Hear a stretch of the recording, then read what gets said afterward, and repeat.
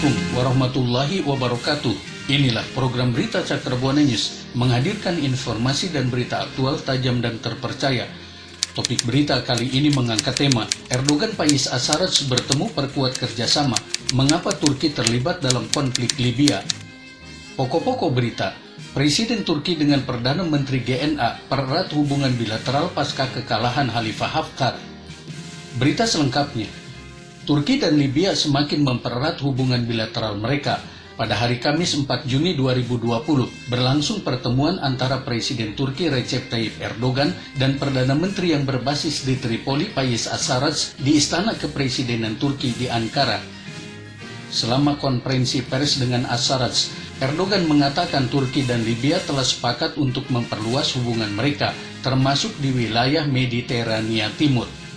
Pada akhir Mei 2020, pasukan pemerintah berdasarkan kesepakatan nasional GNA yang berbasis di Tripoli yang didukung oleh Turki membuat beberapa kemajuan di Libya melawan pasukan saingannya yang dipimpin oleh Khalifah Haftar sebelum kedua pihak sepakat pekan ini untuk kembali ke perundingan gencatan senjata.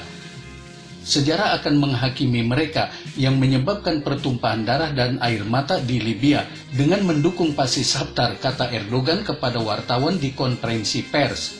Sementara itu, Assarraj mengatakan kemenangan terakhir atas pasukan Haftar dengan mengatakan Anda telah dikalahkan di Tripoli, terima sajalah. Beberapa ahli menyebut rangkaian kemenangan GNA sebagai titik balik dalam 6 tahun perang saudara di Libya, dengan Ankara yang muncul sebagai pemain eksternal potensial di negara Afrika Utara itu. Para ahli mengatakan Erdogan berharap untuk membentuk Libya yang dapat mempertahankan dominasi politik dan ekonomi Turki di wilayah tersebut. Motivasi utama Turki adalah untuk mencegah Libya jatuh di bawah kekuasaan Mesir dan Uni Emirat Arab, yang akan menjadi pukulan bagi kepentingan geostrategis dan ekonomi Ankara, tidak hanya di Libya sendiri tetapi juga di Mediterania Timur, kata Nigar Göksel, Direktur Turki di International Crisis Group, sebagaimana dilansir Voice of America. Sejak resmi bergabung dengan perang pada Januari lalu, Turki telah mengerahkan pasukan militernya yang diduga melibatkan milisi Suriah di Libya. Meskipun ada embargo senjata di Libya oleh PBB, Ankara juga memasok drone dan pertahanan udara ke GNA yang diakui oleh Amerika Serikat. Keterlibatan mereka sangat dikutuk oleh Mesir, Uni Emirat Arab, Yunani, Siprus, dan Prancis. Dalam sebuah pernyataan bersama pada bulan Mei 2020, kelima negara meminta Turki untuk sepenuhnya menghormati embargo senjata Amerika Serikat dan untuk menghentikan masuknya pejuang asing dari Suriah ke Libya.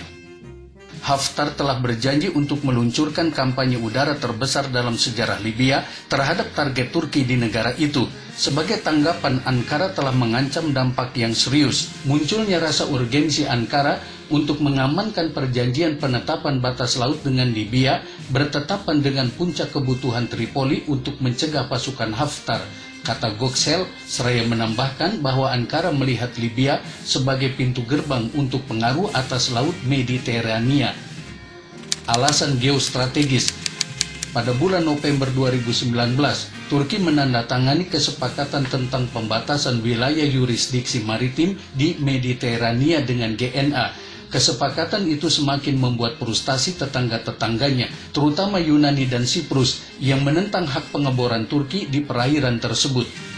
Menteri Luar Negeri Turki, Mevlut Cavusoglu, dalam sebuah wawancara dengan penyiar lokal 24 TV hari Rabu mengatakan kesepakatan itu memberikan Ankara dua tujuan. Pertama, untuk melindungi hak-hak Siprus Turki, dan kedua, untuk melindungi kepentingan kami di landas kontinental kami. Di bawah kesepakatan itu, Menteri Energi Turki Fatih Dönmez mengumumkan pekan lalu, Turki dapat memulai eksplorasi minyak di Mediterania Timur dalam 3 atau 6 bulan ke depan. Menurut survei geologi Amerika Serikat, Mediterania Timur mengandung gas alam senilai $700 miliar Amerika Serikat. Dari cadangan itu, Turki, meskipun menghadapi protes, telah mengebor gas alam di lepas pantai utara Pulau Siprus yang terbagi. Sementara itu, Yunani dan Israel bekerja untuk mengembangkan pipa dengan perkiraan 7-9 miliar dolar Amerika Serikat untuk mengangkat gas Mediterania Timur ke Eropa. Kesepakatan Turki dengan Tripoli, beberapa ahli mengatakan dapat menghalangi rencana tersebut karena pipa harus melewati yurisdiksi Turki Libya. Pelaksanaan nota kesepahaman antara GNA dan Turki mengakui interpretasi Turki telah membangkitkan kemarahan dan merupakan faktor dalam keputusan Turki untuk memberikan dukungan militer untuk GNA.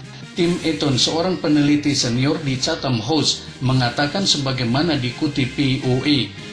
Konstruksi Turki di Libya mengamankan peluang bagi perusahaan-perusahaan Turki di pasar Libya adalah motif lain di balik intervensi Ankara di Libya, beberapa ahli menagih. Bisnis Turki selama beberapa dekade telah terlibat di Libya, khususnya di sektor konstruksi.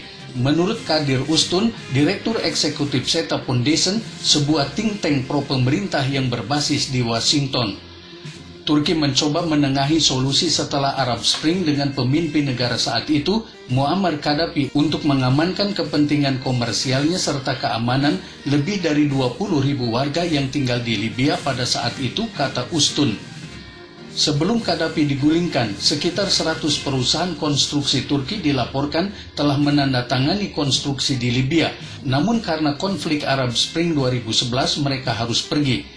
Demikian berita Cakrabuana News kami sampaikan. Semoga Anda berkenan dengan sajian berita kami ini. Jangan lewatkan, ikutilah terus berita-berita kami selanjutnya. Wassalamualaikum warahmatullahi wabarakatuh.